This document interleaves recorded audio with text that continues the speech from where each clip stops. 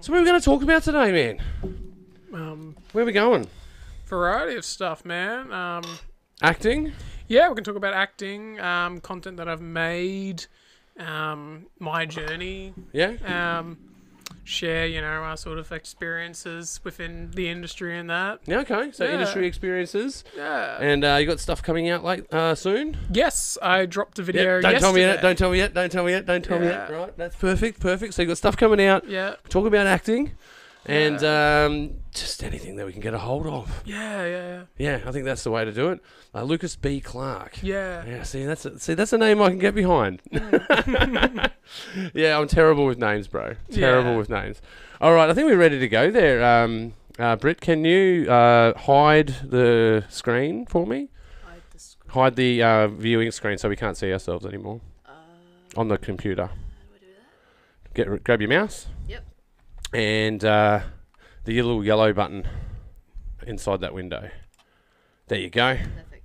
We are now in the zone. Sweet. We are in the zone. And then now you can just switch between cameras when you're ready. There, Brent. But I think we'll just kick off. What do you reckon? Yeah. I'm good. All right, and welcome to the Pagey Train. Today I have this studio with me, Lucas B. Clarke, actor, all-round awesome dude. Welcome to the show. Thank you. It's nice to be here, man. It's nice to meet you too, man. Yeah. Man, I like these sort of interviews, man. I'm just diving straight into the deep end. Yeah. Young and upcoming actor. Let's just get to brass tacks. Yeah. Why acting, man? What do you want to get into acting for? Oh, I've sort of, I have Asperger's, so ever since I was a kid, I was, I've been obsessed with, film and Doctor Who, and... Oh, wow, Whovian. Yeah. I'm a massive Whovian. I've seen everything from, 1963, back when it first began, up until today. Yeah. I always thought that looked so cool, and I always wanted to do that. It's one of my dream roles. Yeah, Really. okay. Doing stuff like that. Yeah, wow. Yeah. So you're a sci-fi sort of guy. Not necessarily. I like a bit of everything. It's just one of the first things I actually remember watching as a kid, and it just drew me in. William Hartnell was my first Doctor. Yeah, okay. They had reruns before Christopher Eccleston came on in 2005. Yeah, okay. Yeah, I remember the original because I'm that old. William Hartnell. Yeah. I was watching the original as its second rerun, I believe. Oh yeah. Oh man, look, back in the day, I was thinking about this the other day because I'm getting longer in the tooth, and I'm talking to more younger people these days. You young folks. Yeah. But the TV gap, right? Because I grew up in the 90s. Yeah. Right? Yeah. There's no phones. No. It was all TV. And, we used to watch TV religiously. You'd go to school the next day talking about what was on telly, right? Yeah. Now you go to school and talk about what's on Netflix and talk about social media, I guess. Yeah. Yeah. I mean... I know, don't go to school. Yeah, neither do I. Yeah. But yeah, no, it's all different. But I was watching, I've watched reruns of older TV, from the original TV era, Laverne and Shirley. I remember Laverne and Shirley. That's sort of set within that continuity of Happy Days and Mork and Mindy. Yeah. That was a weird show, Mork and Mindy. Great show. It was start off with this dream sequence in Happy Days. Yeah. And Robin Williams just was improvising and thought it would be funny to sit on the couch upside down, and that just turned into a show. Yeah, man, totally. It's crazy. Well, that's how characters can come through, right? Yeah. You're talking about having Asperger's before. I think anyone that does stage performance is on the spectrum in some way or another. Yeah. I did stage back in the day. Oh, did you? Yeah, when I went to church as a kid, I did a bunch of church plays. I did some school plays, and then I dipped my toes back into a stage plays a few years ago for Short and Sweet. It was the first time I actually done stage work in 10 years, and I had to play a father who left his child in a burning building. Wow, that's gruesome. That's gruesome, dude. Yeah, it was very weird. I'm not even old enough to even have a child and the age range that I was meant to have. You've got to suspend disbelief with those kind of plays, right? Yeah. I got for Made in the West to get a lot of entries and different genres from different age groups and different film schools, and we got this student film, and they were all playing cops. And one of them was a senior detective. Yeah, and still had spots on his face. Still clearly becoming transitioning from teenager to young man to manhood. and he was a senior detective. But the thing is, man, the acting in it was really good for their level and expertise. They did a really good job. It's just that, the aesthetic is lost when you know that they're 20 years old and they're supposed to be 45. Yeah. I find that stuff, I don't know, it's an interesting thing to do. Like, do not do art because you're not the right age to be playing that character. Yeah, I mean, sometimes it's always good to wait, but I don't know, sometimes it gives you a new experience in the acting world to try and do something out of your field. Even if you fail, you tried. Yeah, okay. Well, I suppose, doing an older role if you haven't been an old person, how do you anchor a feeling to being an older person?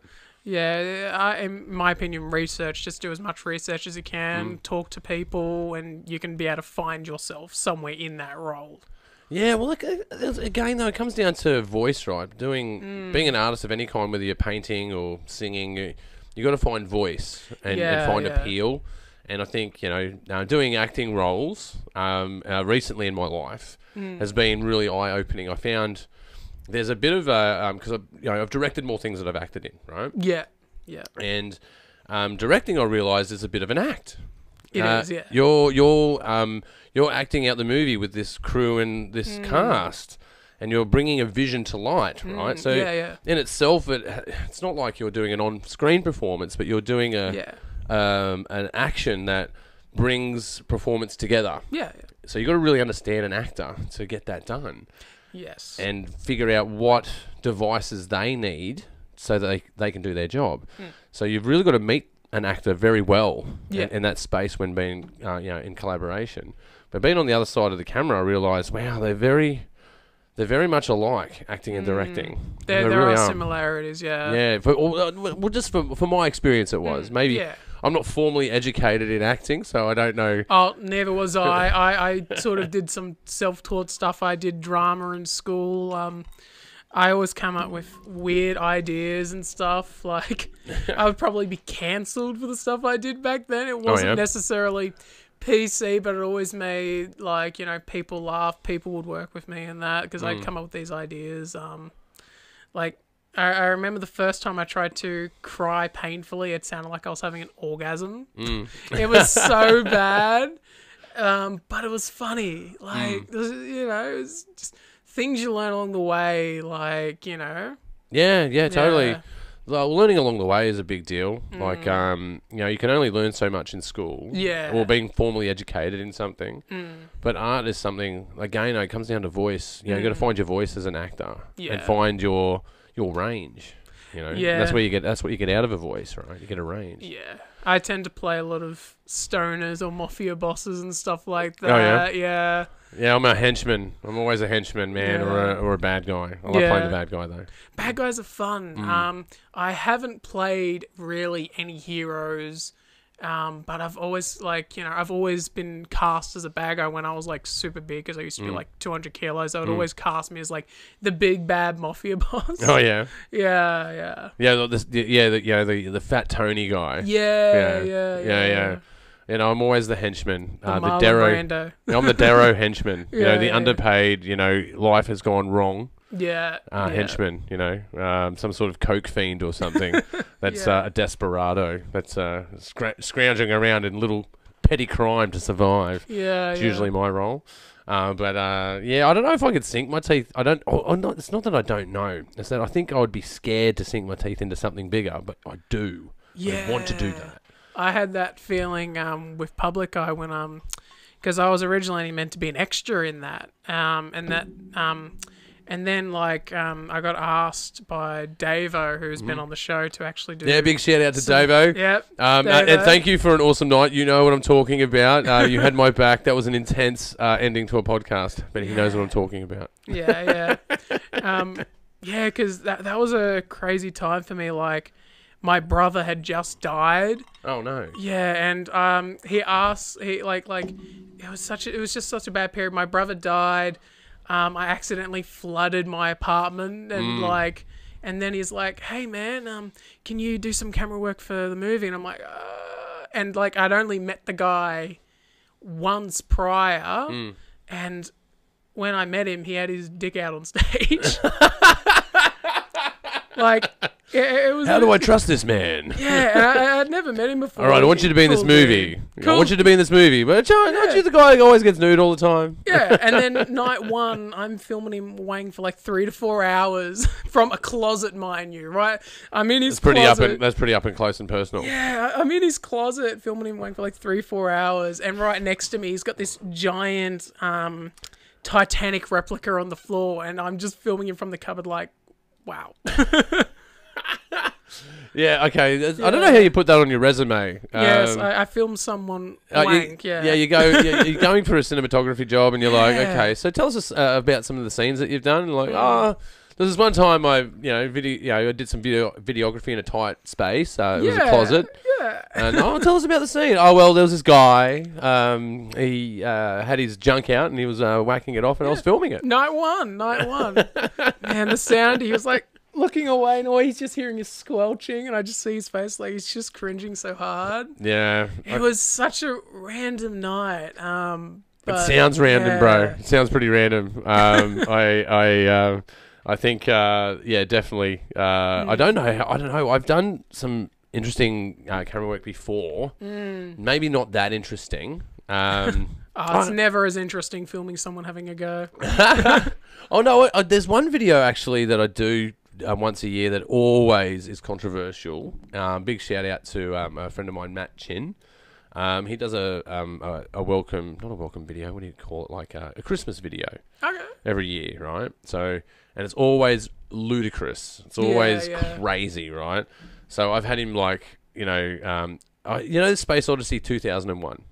Yes, I love that film. It's so underrated. Yeah. The part where the baby's spinning in the air? Yes, right? yes. So I filmed him in this studio. I filmed him in front of a green screen. That's naked with his junk out, and then I later superimposed him on a star background, and I spun him around like a baby in space. That's right? cool, confronting, but pretty cool. Oh, dude, I should see. I don't know. I should show you at some point. It is absolutely hilarious.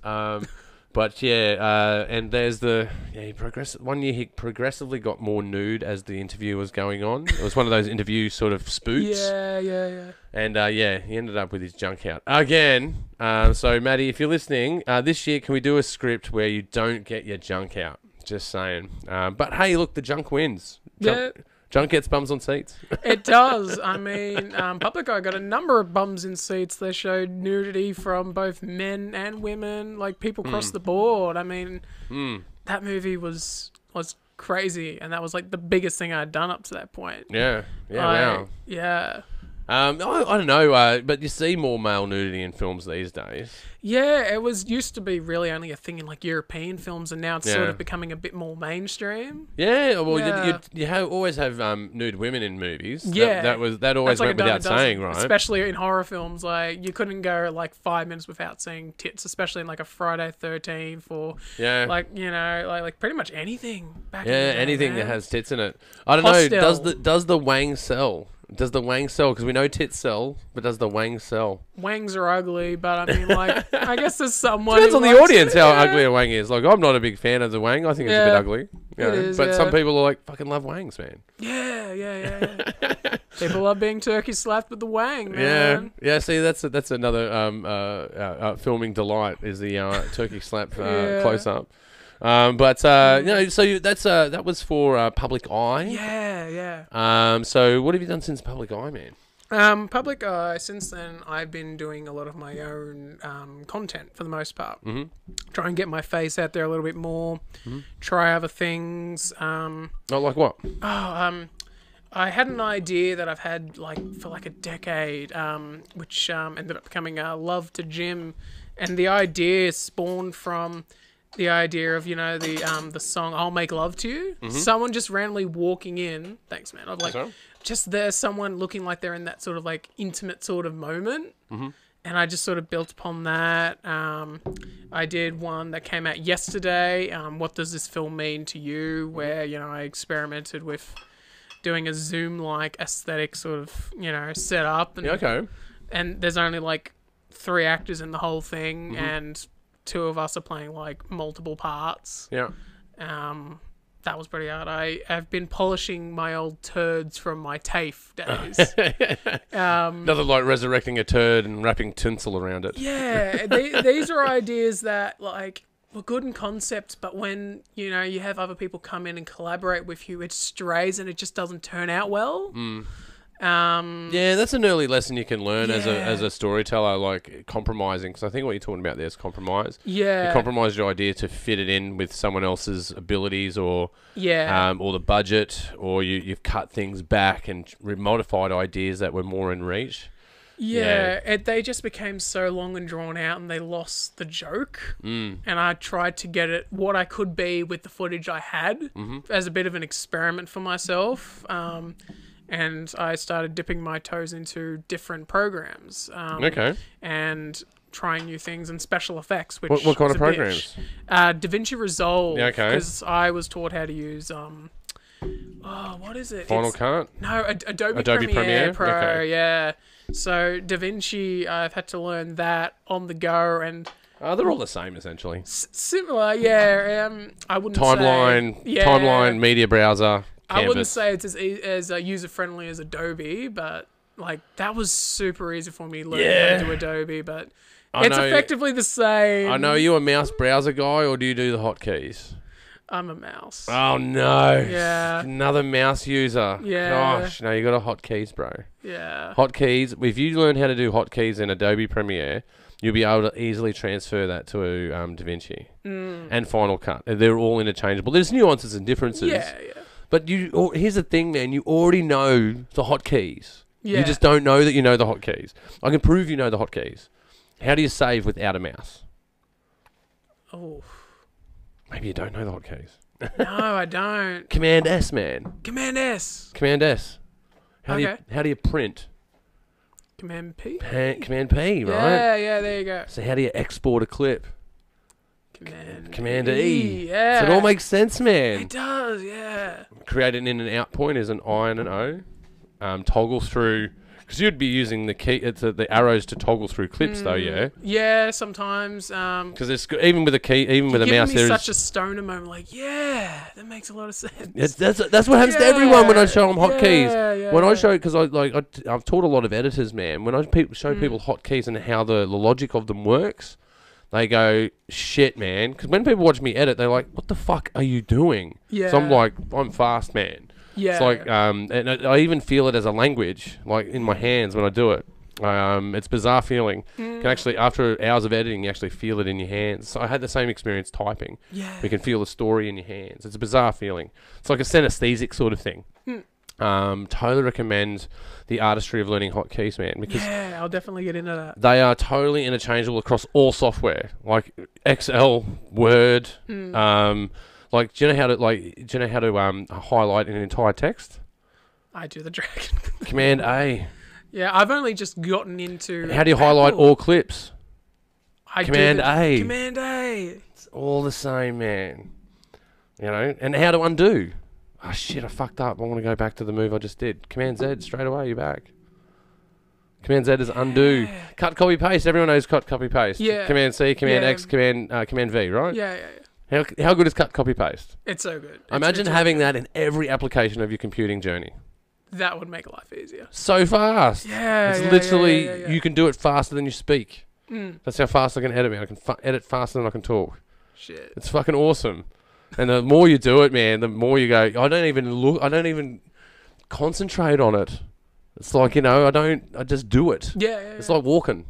Because you know what you got to do. You got to cut down your edit line. You might, but you get to nuance when you're doing like beats and trying to synchronize clips, right? Yeah. You do that, but the navigation and scrubbing of clips, man, fucking hotkeys, man. Yeah. You can cut because cutting is about speed. It's not just Yes. it's about quality, but it's about speed too.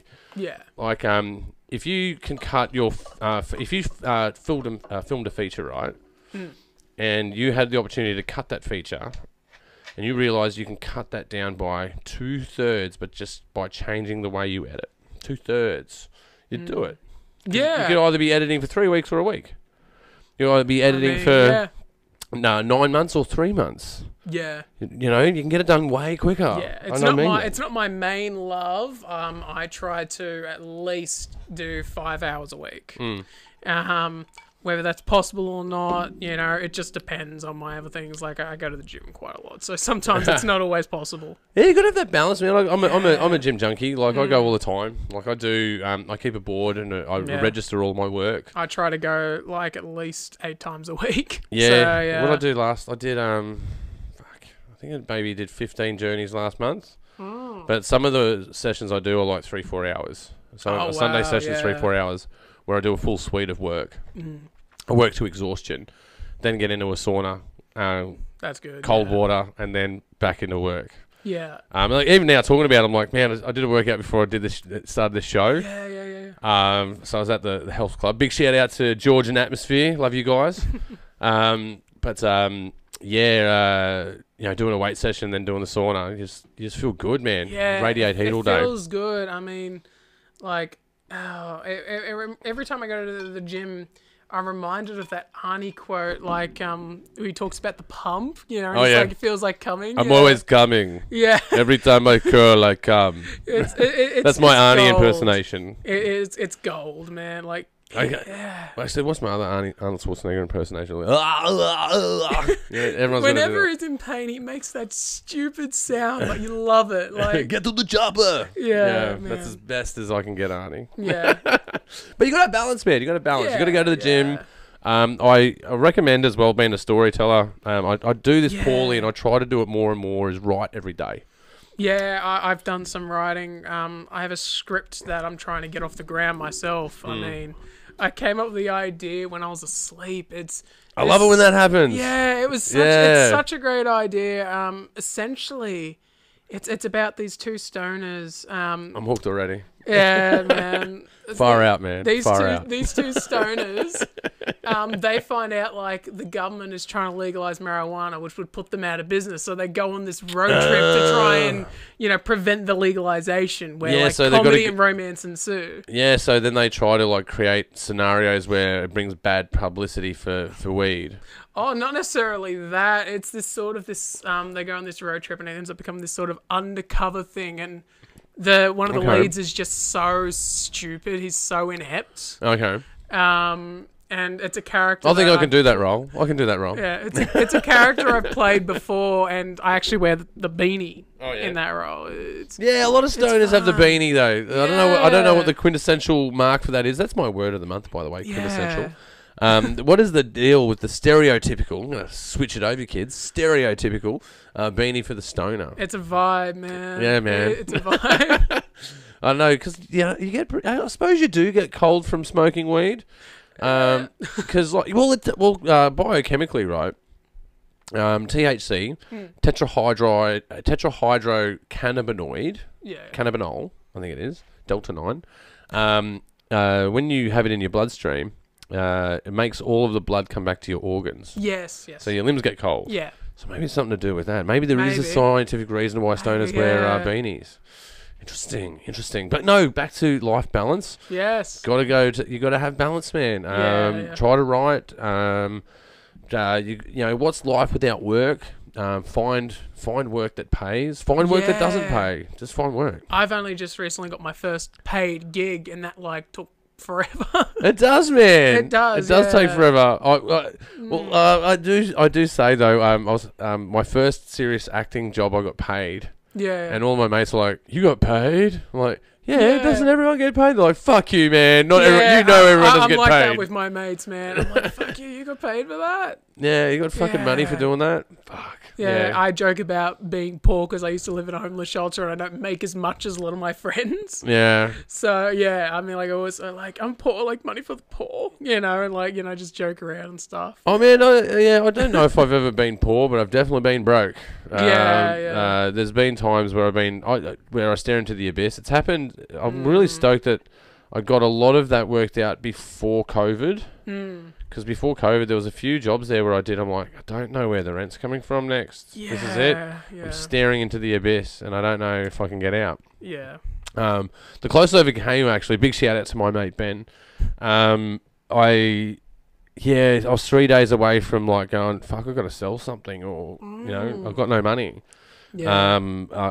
Everything is unsustainable as it stands right now. And I've got Everything's expensive. 3 days before it fucking falls over and the phone rang. It's too expensive to live, but it's too expensive to die. Yeah, that's it. Yeah, no, the phone rang and it was a job, paid up front to make a documentary. I was like, hell yeah. I'm like, yeah, 3 days, man. That's how close it came once. Because you got to when you do art, man, you either got to have a part-time job or a full-time job, and then you do your art part-time or balance between those 2 points and shift and move, and find the hustle, find the genuine hustle where everyone can win. Yeah. But sometimes you come up short, man. Yeah. So you've got to put away for the winter. Yeah. And then when your winter stock runs out, man, that's where it gets stressful. Yeah. It's happened a few times, but I guess also teaches resilience. You learn to be resilient out of it. Like when like even doing the Pagey train, man. Like when I started out, I could only afford a second-hand camera. Yeah. It was a Nikon, or for the 6% of my American audience out there, a Nikon. Don't know why you guys call it a Nikon. It's a fucking Nikon. Just saying. Nikon. It's a Nikon, mate.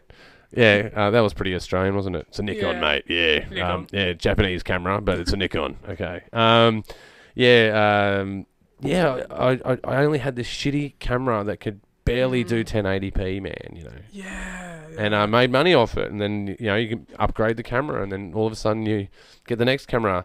Every time I bought an edit machine, I made sure it made me money. Yeah. And I'm up to my 3rd generation edit suite. Oh wow. Yeah, man, she's in the background of your shot. That's her there. I don't know I haven't named her. Normally I name my computer. Cheryl. Cheryl's pretty good. Yeah. I've done Ziggy. I've done Ziggy, Agnes. I've done. What's another name I've given him? I named my car. I called her Gladys before I sold her. Kingswood.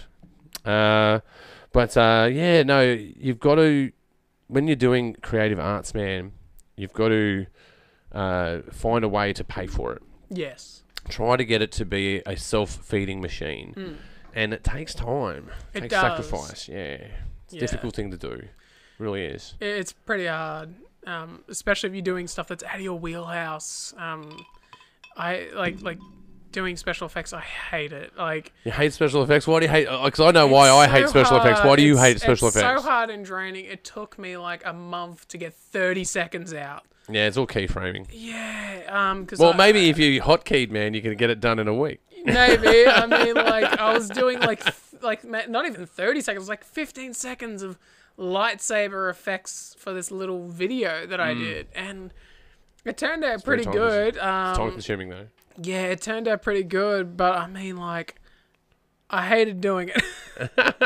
Well, I know why. There's a few symptoms that I get from doing graphics like that and special effects. I get a sore neck. Okay, yeah. Because you're always closer to the computer.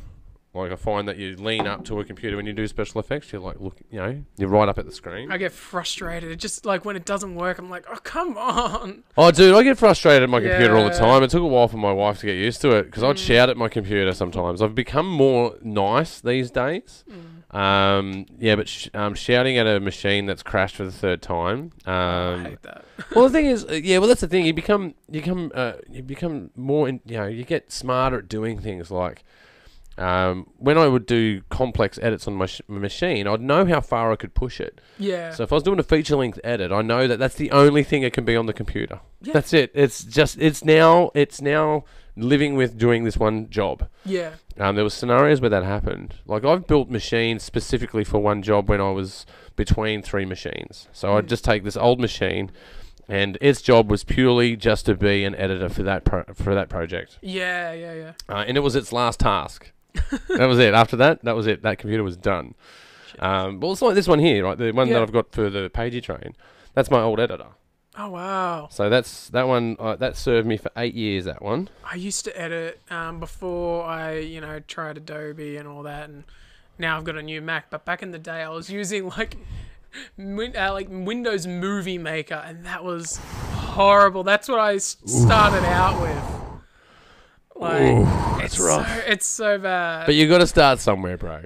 And I go, yeah, look, it's easy to say to someone, just get on Adobe Premiere and start editing. Yeah. But you've got to work within your resources. I was a poor student. There's no way I could even afford Final Cut or Premiere Pro. So I was poor. My mum was always struggling for money to the point where she would hock my stuff to try and pay for, things that she shouldn't. Yeah. I was very tight back in the day. Like, well, that's never any good, right? Yeah. Especially when you've got someone that you love is in peril like that, and then affecting you directly. That's never good. But yeah. Well, I suppose like I can relate in a little bit of a way. Like when I was younger, computing was a new thing. Like they even called it computing. Like no one calls it that anymore. Back in the day, it was called computing, and I couldn't afford a computer, so I just built them. I just made them. So you can make them way cheaper. And right? it would be cheaper, but the problem would be if you're doing it with no knowledge. Well, that's where I started, man. But you start with no knowledge, but you end up with knowledge. You can only learn things by trial and error, and I think we're so harsh on ourselves about error, right? Yeah. There's nothing wrong with doing something and giving it a go. Like acting, for instance, right? A lot of people have in their mind, I go, man, I'd love to be an actor, and they do nothing about it. Yeah, I mean, like, you don't even... That's 50% of people out there. Yeah, I mean, like, anyone, in my opinion, can act as long as they actually go out there and try, and you learn along the way. It's you're training for it, essentially. Same thing with singing. I think anyone can sing. It's just about tuning that voice. I mean, like, it's, same thing. You can do anything if you put your mind to it. Yeah, totally. I don't know about the singing part though. I've heard a lot of people sing. I do a lot of karaoke around town. I've heard a lot of people. Yeah, sing. You never start off great, but if you put in the time and dedication True. and the effort, you can do it. You may not be like a world-class singer, but you can actually be like at least a pub singer. Yeah, that's true. But I do like to go. Like I've got 25 years experience doing it. I love to drop down and fucking go. I used to Here's what I'm sing doing. back in the day. When I was in school, I did a lot of Elvis stuff. Oh yeah. Yeah, blue suede shoes and stuff like that, man. Yeah, I could never get the Elvis voice right. Yeah, never get it wrong. I wasn't bad back in the day, and then I stopped, and then I went through puberty, and my voice sounds so different. I would have to relearn. Yeah, I had to relearn a lot of voices I did when I lost my voice. Yeah. I got this stoner-esque voice now, so it's not going to sound as good as it did. Yeah. But yeah. Yeah. No, I don't. There's heaps of characters I do though that are based on those sort of things, especially like stoners or drunks, man. I annoy people when I'm the designated driver, which is very rare because everyone's like, "Well, you can't drink too much tonight." And you're like, "I know, I'm driving, right?" But then when it's time to go, they go, "Oh, let's go. It's time to go." Yeah. So I'm driving. Yeah, I'm driving. I've got the keys, I think. Am I taking your car or my car? I drove here. That's right. I drove here. I know. Yeah. I just love doing those stupid voices and my annoying foster people. mum does that as well. She's pretty funny, man. Like Yeah. she does that. I'm drunk. It's beautiful. Yeah. It's beautiful. Yeah. She's like, I'm not even drunk. And like, she's lovely. She's lovely. Yeah, she sounds awesome, man. Yeah, gotta- she's in her 80s and she's still doing farm work and stuff like that. She only just stopped over the past year or two doing Bernardos. Yeah, okay. She's incredible. She's a real trooper and Bananas is a mad initiative, man. Teaching people how to read, man, is pretty important. Yeah, she used to be my foster mum through Bernardos, and I'd been going there since I was like about 8, and I'm still in touch. I still see her. Yeah. I'm pretty close with her son, like cool dude, Stu, and that. Like, hey, Andrew and Stu. But like, I come up and see them and help them out and catch up, and like. The other week, I don't have my L's yet, and I effectively helped Stu drive his car. His car like stalled, and I got behind his car, and like, I mean, like, cool dude. Yeah, okay. Yeah. No, but working till you're 80, right? Yeah. I know a lot of people that do that. They all say the same thing to me. If they stop, they're worried about croaking it if they stop. Yeah. Can't stop working. If I stop working, then I've got no reason to my foster mum always picks her back up. She unfortunately gets injured quite a lot, I find out, but she's a real trooper. I mean, like, she continues to get back up. Like, she's an incredible woman. I mean, like, man, I remember a couple years ago, she tripped over and like full on cut open her knee, and she's now got like a little like a camel toe scar on her knee, and she was back up again not long after. I mean, like, she's incredible. Oh, wow. Yeah, I don't know, like, even with my mother, right, she, you know, to the very end, man, before she passed away, she was always gardening, always working away. Yeah. But she was an artist, man. My mother was an artist. You got to admire those people that keep on trucking despite age. Like, they're incredible. I mean, they're people to look up to. Yeah, oh, man, she made so many works, my mother. She really did. I think most of us kids have fought over them after her, you know, passing. We're like, no, that one's going on my wall. Oh, Jesus, that's my phone. Oh, thanks, Phil. I'm watching Breaking Bad. Yeah, well, that's his ringtone. Yeah. Cut. No, sorry, I can't talk right now, Phil. I can't get my phone on silent. What's going on here, man? It's because of the phone case. I thought I put it on silent. Oh, we've been playing phone tag all day. Yeah. Fucking phone tag. I hate playing phone tag. Yeah, yeah, man. It's important to have those influences in your life. Yeah. Positive influences. Positive influences are so important. They show you ways of being. Yes. You know, when you're in destructive environments, that's the way of being. That's the way you know things. Yeah. That's why you generally you end up in a reactive position rather than a responsive one. Yeah. You're non-responsive, but you're highly reactive. Yeah. You know what I mean? Yeah.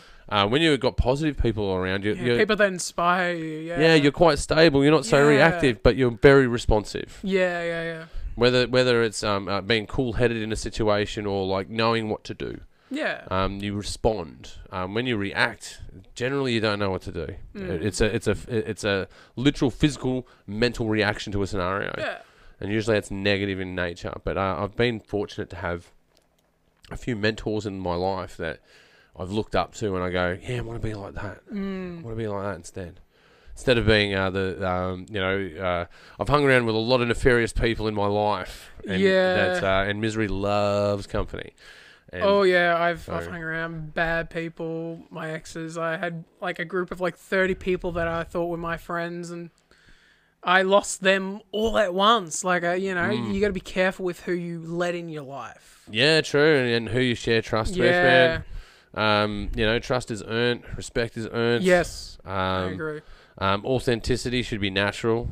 Like you don't people try to be authentic, which I think is weird. It is weird. You don't have to try to be authentic. You just have to be authentic. Just be you. You being you is cool. Yeah, man. Most of the time it is, but don't get me wrong. There's some people that are a bit brash out there. Like I know some passive aggressive people that I would say stop being you. Yeah. Oh, he still hit me, Jesus, man. Yeah, man. So projects coming up, man. Actually, let's go back to short form content. So is it like comedy sort of stuff that you're doing, or I do a lot of comedy. I would like to eventually break out and do stuff like rom-coms and stuff like that, but I'm just doing what I can actually do, depending on other people and availabilities. I've got like 8 other shorts, comedy shorts in the pipeline. I've got a small role in Alone in the with the Darkest of Minds by Brogan McMorrow. Hey, Brogan. big shout out, buddy. Yeah, that comes out in a few months. I think it was November. Okay. Yeah. That one is a film set during lockdown. Yeah, okay. Like during the COVID lockdown, and from my understanding, I haven't read the script, but from the trailer, it looks like the lead character's mind is sort of breaking down during that period. Okay, yeah. A deterioration. Psychological thriller. Yeah, type psychological thing. deterioration sort of a story. Okay. Yeah. Well, again, something that we can all relate to during COVID and all the lockdowns that we had. I hated that. Watching the death count every day, and now the death count is way higher than it's ever been, and no one cares. No one cares anymore. We just everyone's over it. Yeah. Everyone's totally over it. But I don't know. I think a lot of negative things happened out of COVID. People died. People lost their jobs. Yeah. We accumulated a massive debt. But I'll tell you what, man. Some scenarios worked out really well. There's a silver lining to it. Like through our business, man, we lost all our clients in 1 week. Oh wow. Yeah, because when things are tight and when a crisis happens, generally the first funding that gets pulled on anything is media and construction. So if you're building something new, you're not building something new anymore. Which is a little bit of a problem for me. Like, having people in lockdown you need to have something to keep them there, and like they need to be entertained. I mean, like it is difficult, it is hard. Well, here's the thing, man. But you look at lockdown, right? Yeah. Everything that got people through lockdown was art orientated. Yeah. So any streaming services, music streaming services, artists or what? It's content that kept people sane, at least to a level of sanity, right? Not everyone stayed sane. A lot of people lost their shit, but but there's certainly content helped out. Yeah, I bought like maybe 50 to 80 Blu-rays during that time period, and unfortunately I watched them all within like half the time. Oh, dude, I've got so caught up on a lot of things through COVID, but but it was the artists that were the ones that we fucked over first, man. Artists got majorly fucked over during COVID. I wasn't even allowed to like get new glasses at first. I had glasses, and I found out like that they were so piss poor, like they were actually affecting my eyesight, and I was told I wasn't able to get new ones for a long time. I'm like, well, that's stupid. That's fucked. Yeah, that's fucking stupid. Yeah. Well, look, I know. I don't know. See, I'm a centrist kind of person, but I just feel like the adults are back in charge for the moment. Yeah. We'll see how it turns out. I don't want to count my chickens yet, but yeah, it seems to be on the right track. But yeah, I don't think we can handle another lockdown mentally or financially. I don't think anyone can. I don't think we can afford the bill. Yeah. I think that's it, man. And I believe they'll be doing emergency powers to try and do that. So, I mean... Well, but there's some rough tidings coming, man. Like, these floods aren't going away. These and what's going to happen after the floods? We're going to be in drought. Yeah. Bushfires. Like, it's not going away. Monkeypox is starting to become a big thing. It's starting to spread. Yeah, these things aren't going away, man. But again, man, I've got a fucking totally weird conspiracy about all of this shit. I love conspiracies. Tinfoil hat sort of shit, right? I think I've talked a little bit about this on the podcast again. So for the folks out there that have heard this shit before, I'm sorry, but you're going to hear it again. No, there's different nuances in my take, so just bear with me, kids. So there's two recognizable forces before COVID in the world, right? There's a few forces out there, but the two forces I want to identify here are the energy companies. Yeah. And the energy companies are... I got screwed by mine recently. Well, they've been around forever, right? Yeah. They are third-generation monarchies, essentially. Yeah. Since the Industrial Revolution. Yeah. They're third generation, right? Third, fourth generation. They've been making money off petrol and petrochemicals since before we were born. Oh yeah, the petrol company actually bought the thingos for electric cars. We've had electric cars for ages. That's right. They wouldn't let them into production. They've only just recently, over the past decade or so, letting them be a thing. But then these other companies popped up recently in the last 20 years, and they're .coms, and they are social media companies, tech companies. Elon Musk people. Yeah, man. Mark Zuckerberg. Yeah, Steve Jobs. These guys... created things that became more powerful than energy. Yeah. Because before we used to mine gold, now we don't just mine gold, we mine people's data. And you go... Yeah, that's super shady. Yeah, but it is. But the thing is that, if something's... Facebook's free, right? Yes. And if it's free, you're the product. Right? Yeah. So they're selling your data to advertisers. Yeah. Which is worth a fortune.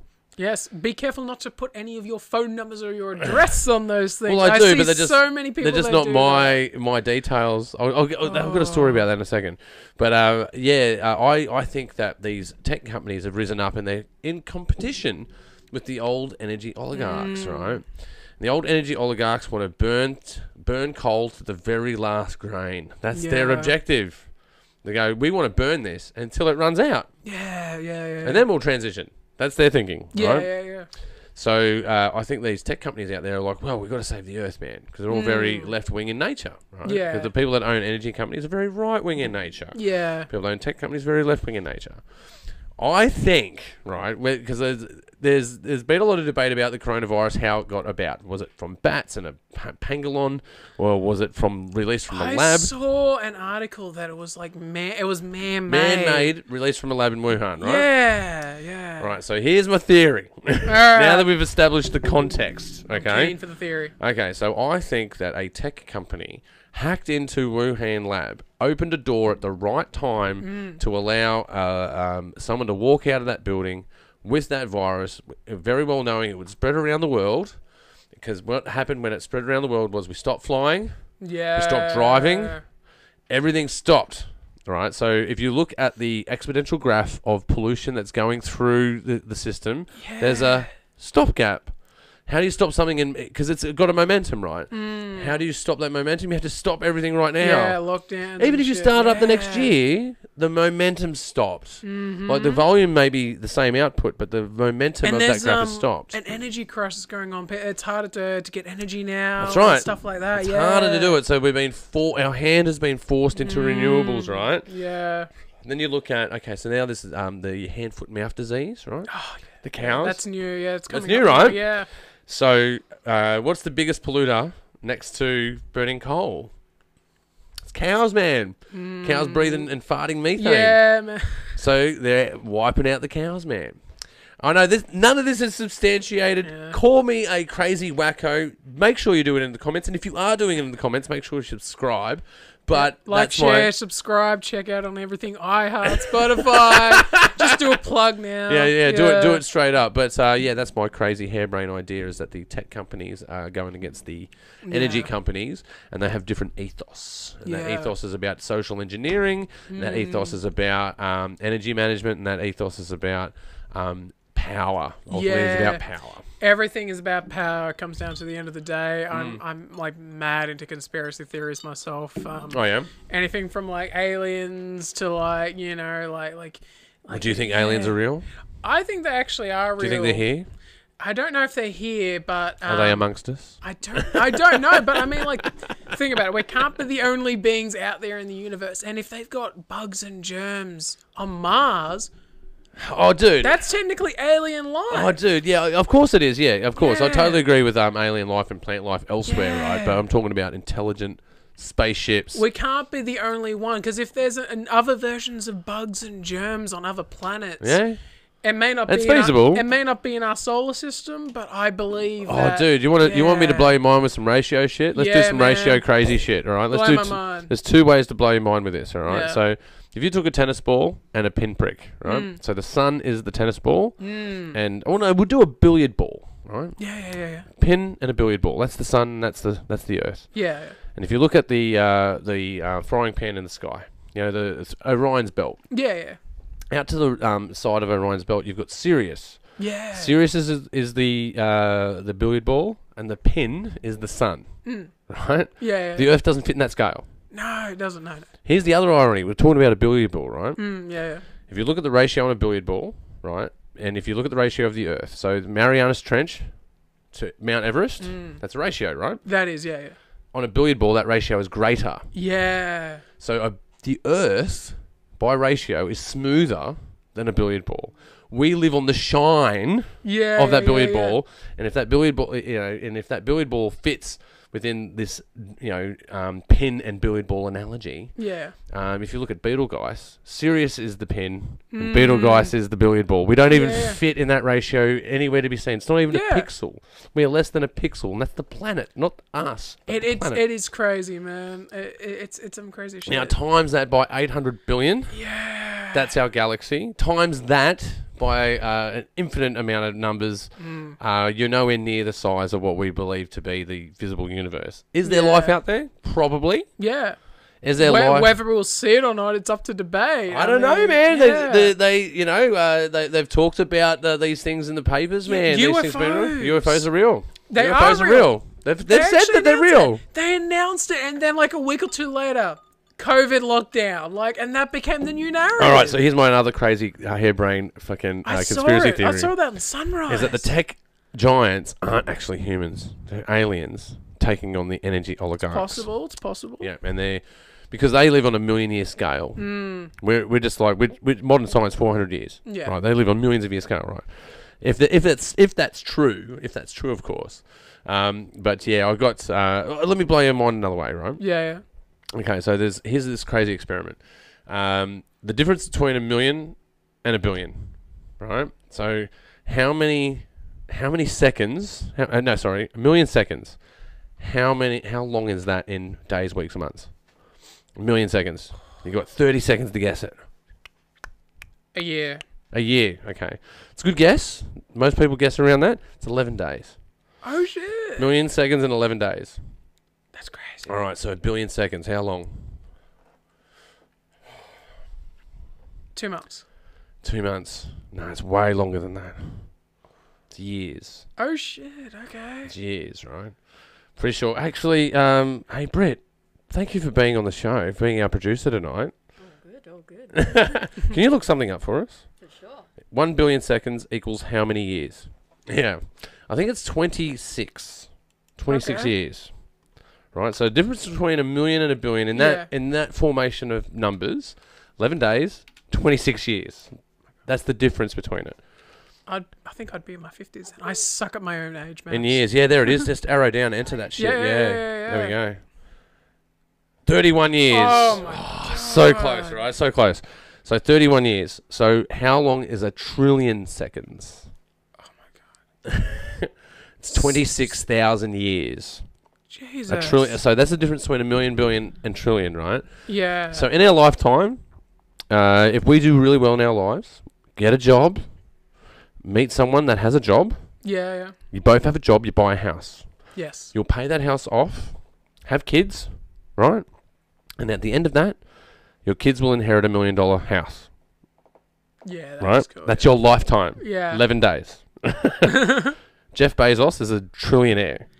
Yeah. Him and Musk were Trillionaire. Musk was a trillionaire. So, So he invested in that what else- space program. Yeah, SpaceX, right? Yeah. So what's 11 days to us of $1 million in our lifetime is nothing compared to what they are. 26,000 years is a trillionaire. Billionaire is 31 years. That's crazy. That's the difference.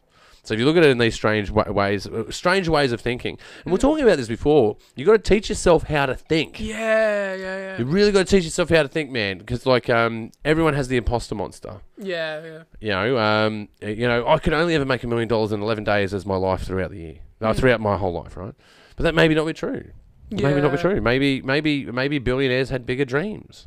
Maybe they had rich parents that gave them a really big leg up in becoming a billionaire. That's debatable. Yeah. Some But- could have used manipulation tactics. Yeah. Maybe there was a little bit of nefarious activity going on. Maybe some, selling drugs and shit. I don't know. I don't know if Elon man. Musk is selling drugs, but he's definitely a James Bond bad guy. He's definitely a James Bond bad guy, man. He's crazy, man. Yeah. I don't know if he's crazy. I think he's crazy. Not in the But I think he's loony bin crazy, but he's crazy. Like he's just really out there. You know what I mean? Like he's just he's beyond words.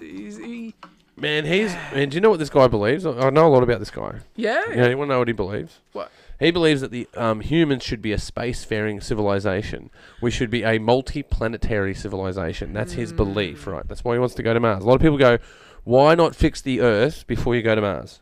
Easy argument. Yeah, easy argument, and it'll be harder to get to Mars. I don't even know whether we've officially actually made it to the moon, which is another conspiracy theory. We've definitely been to the moon, man. I reckon we've been to the moon. There are some theories. I could that argue about state- Apollo 11. Maybe we didn't go on the Yeah. first mission, but we've definitely been there. Yeah, because there's some theories that state that Yeah. Stanley Kubrick actually faked the moon landing. Yeah. Well, I'll give you. There's some crazy evidence about this, and I've looked into this a lot, right? Yeah.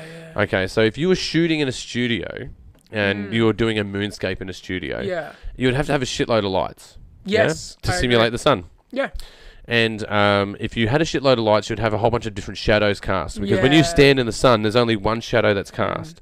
And all shadows point the same way because the sun is so fucking big. Yes, it's freaking huge. All right, so You could fit like so many herbs in the you sun. can't fake the shadows that are in those moonshots, man. They're clearly shadows of the sun. Yeah, but the 9/11 footage, and not 9/11. We can do 9/11. We can do 9/11 if you want. I've got theories about that. Man, but I was in a conspiracy metal band for 7 years, man. We've done a song about all of these topics. We've fully researched this shit. Apollo, there's something about it that doesn't look right. I don't think you can make a shoe-in dent on the moon. Why not? Due to the whole vacuum thing. Like I don't not a think vacuum, that though. it's like space is a vacuum, right? Yeah. But I don't think it is you can make an impression. And if you look at the footage is a recording. Why can't you make an impression in a vacuum? It's like there's that theory. There's nothing holding anything together.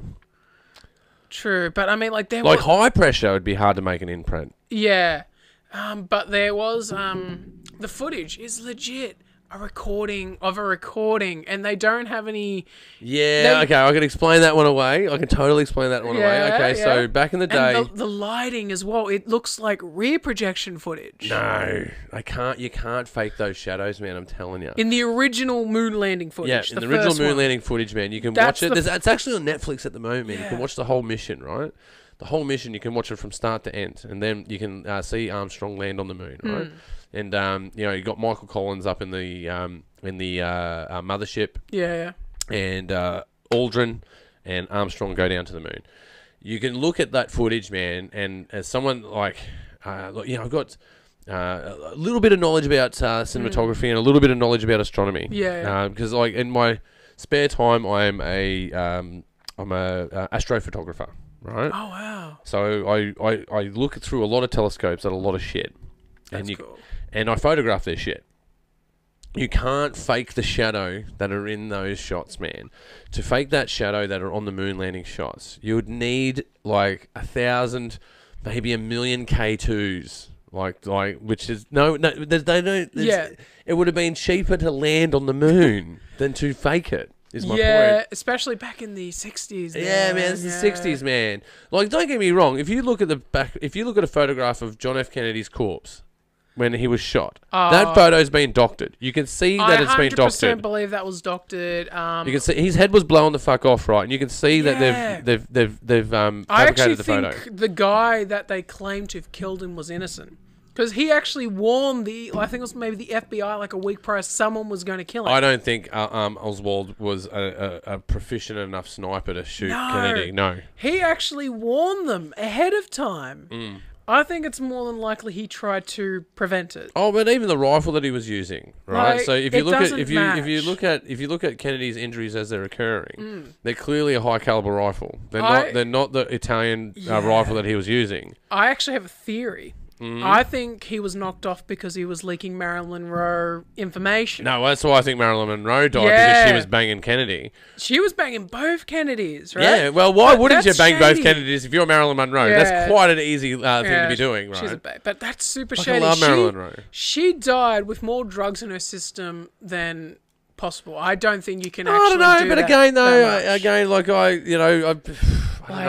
I know people that can do all kinds of crazy shit, man. But never say never. I don't think you. But I do think she was murdered. Yeah. I think she was murdered. She was murdered, and then around that same time period, both Kennedys were murdered, like in close proximity.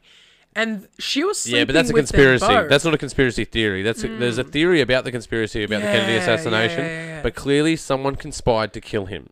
Yeah, I think... There's no conspiracy that there's a conspiracy. No, There's clearly a conspiracy. I think that... The theory is which conspiracy it is. Yeah. I think it is a matter of you have faces that appear to be in charge. How long was that? How long was that, Brett? He did a mic bump. How long was that? How far are we in? Like an hour in? 2 seconds. 2 seconds. 2 seconds in, mate. Yeah. I have a theory that there are faces that claim to be running the world, but we have a world government.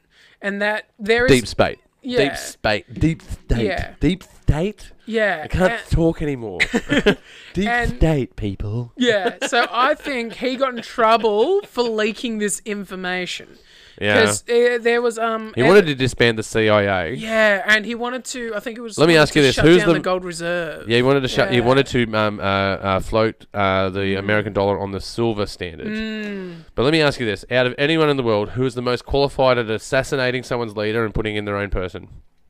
The people that probably put him in, to be honest. I reckon the CIA would be the most qualified organisation to do that. Yeah, I think it was their masterpiece. It would make a lot of sense. And I think the bastard sons of the CIA, their masterpiece was 9/11. Yeah, I 100% agree with that. I don't believe a lot of disinvolved people.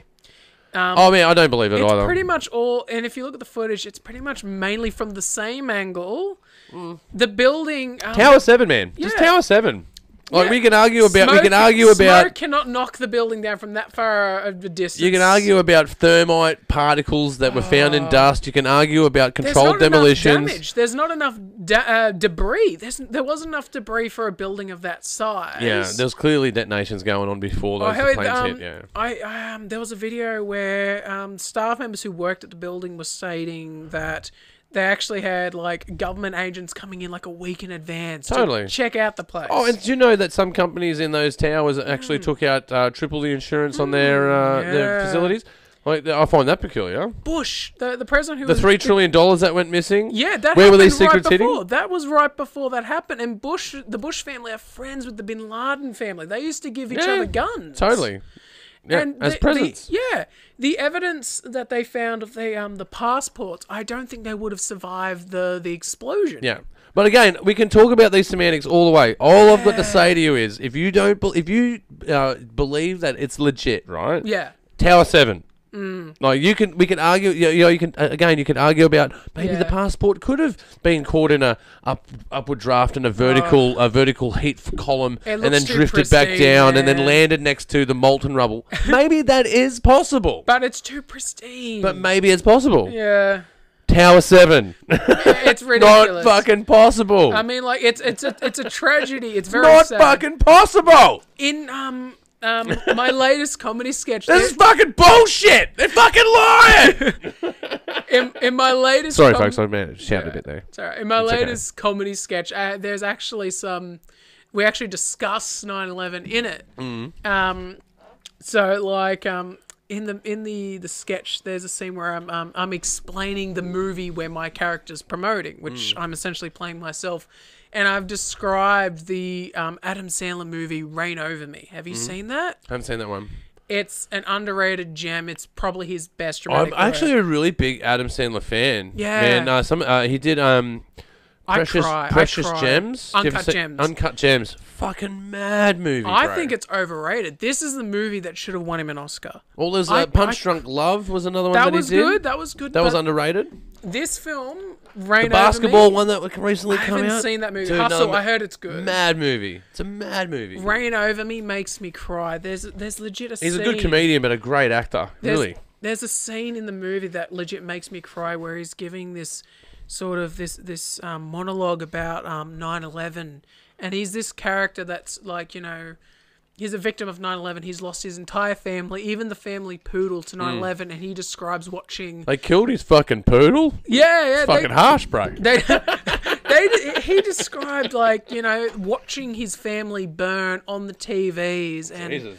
it's so sad. It makes me bawl. You believe it. Yeah, it sounds harsh, man. It's so Super good. harsh. And the thing is, What's the name of this movie again? Reign Over Me, as in Reign like, Over Me. Yeah, not like the rain, but like, you know, like you As know, in, things like, coming as in down. power. On you. Yeah, As in power, rain. It is so good, and he is incredible. It's him, Don Cheadle, Liv Tyler. I love Don Cheadle, man. Yeah, he's so. Have good. you seen the Don Cheadle fucking Planet America? Yeah, that's funny. Yeah. Tree. Yeah. Everyone's a it's- tree. Fucking love it, man. Yeah, the It's- cynical Planet America, Don Cheadle. Yeah. Yeah. It's so underrated. I mean, it's a movie that was forgotten about, and I think it was released too soon. And it's a concept they could actually do more with. I think if they made that into a couple of seasons of like a Netflix show, Yeah. that would be really powerful, because they Well, that's ended it it, on yeah. a point where you could do more, and it's fine the way it is, but you want more, and you could do more without any like lowering of quality. Yeah, probably could. So good. Yeah, but again, streaming's changed everything. The binge watch, man. The binge watch has changed everything. There's some things you go, I don't want to binge this because I want to sample it piece by piece. Yeah. There's some things that are so fucking good that you have to binge it. Yes. Ozark did that to me, man. I had to watch Ozark. I have not seen it, but Oh, I've heard dude. it's very much like Breaking Bad. Yeah, it's Breaking Bad, but money laundering instead of ice, essentially. Yeah, but it's yeah. way better though, because not way better. It's way different in that. It's about politics. Jason Bateman's so good. Oh man, again another comedian, right? Yeah. Another comedian. The first What is thing- it? Arrested Development, Yeah, man. the first thing I watched him in was that horrible Teen Wolf 2. Oh yeah. I'm not quite Michael Jackson, but I'll do. Yeah. That was horrible. It's not his fault. Imagine if he did the sequels to Back to the Future as well. Oh my Whoa. god. That was meant to be Eric Stoltz. And Eric they Stoltz. shot like a month of that, and then they fired him because it wasn't what they wanted. They wanted Michael J. Fox, and they couldn't get him. I watched a documentary about that actually. Yeah. They were really concerned about. Well, he was more of a serious actor, right? He was. He's your Daniel Day-Lewis kind of person, Yeah, right? he's a real serious actor. The only like real comedy that I think is actually pretty good that he's done was Surf 2 with Linda Carey. I haven't seen that one. Classic. It's sort of this Damn, that's a strong weird, podcast. Shit. It's this weird stoner-esque comedy. You watch a lot of stoner-esque comedies, Lucas. Yeah. I'm noticing a pattern. I've got this is another movie that I like, man, and it's this stoner. Have you got any work coming up? Yes, I have some comedy sketches that are coming out soon. I'm going to try and pump out, release another one at the end of the month. Mm-hmm. Alone with the Darkest of Minds. There's talks going on about other things. Mm-hmm. But at the moment, mainly my own content. Yeah, well, that's a good place to start, man, and that's a hard thing to do as well. Get yourself out there. I mean, like, while you're waiting, if you can actually make something, make something. Even if you fail, you learn something. Well, can we find any of the stuff online? Where can we find this? Yes, I've got a YouTube channel. Hey, can we check out this YouTube channel there, Brett? LucasB.Clarke. LucasB.Clarke on Yes. YouTube. Yeah. All right, let's see if we can get up here. Let's see if we can get it going. Let's see. It's interesting what I was looking up recently. I mean, recently looking up Alex Jones because he's been done for the Sandy Hook stuff. Yeah, Alex Jones, yeah. Lucas B. Clarke, was that you? Yep, that's me. There you go. Yeah. Like, that's a line. Yeah. Okay, so Lewis B. Clarke, you can find him on YouTube and you can find these skits on there. Yeah. I mean, they're doing all right. I mean, I love it. 80. The new one's already up to 80. Last time I checked, it was like 73. Loving the sexy thumbnails. They're pretty good. Thank you. yeah. Oh, well, guys, don't forget to go and check out Lucas B and subscribe. Thank you. Man, look, I think we're really close to the end here, so let's wrap this bad boy up. Thank you so much for being on the show. Thank you. Thanks for having me. I've had a lot of fun. And, and also I'd like to thank our producer for the night. Yes. Britannia Flower. Thank you so much for producing tonight. Did you have fun? Thank you. I did. Always an honour. Yeah, great. Yes. She had a lot of fun. Oh, the camera's about to die. See if we can get this outro out. You guys have been watching the Pagey Train. You can catch us up on Spotify. That's right, video on Spotify. You can also find us out on YouTube. And don't forget, if you're on YouTube, don't forget to subscribe. But for our avid listeners out there, you can check us out on iHeartRadio and Apple iTunes. You have been watching the Pagey Train, and we'll see you next time. Whoo! I got it down before the battery dies. The battery's about to die, baby. Thank you so much for being on the show, man. I had a really good time. Thank you. Yeah, I had a brilliant but yet harsh conversation.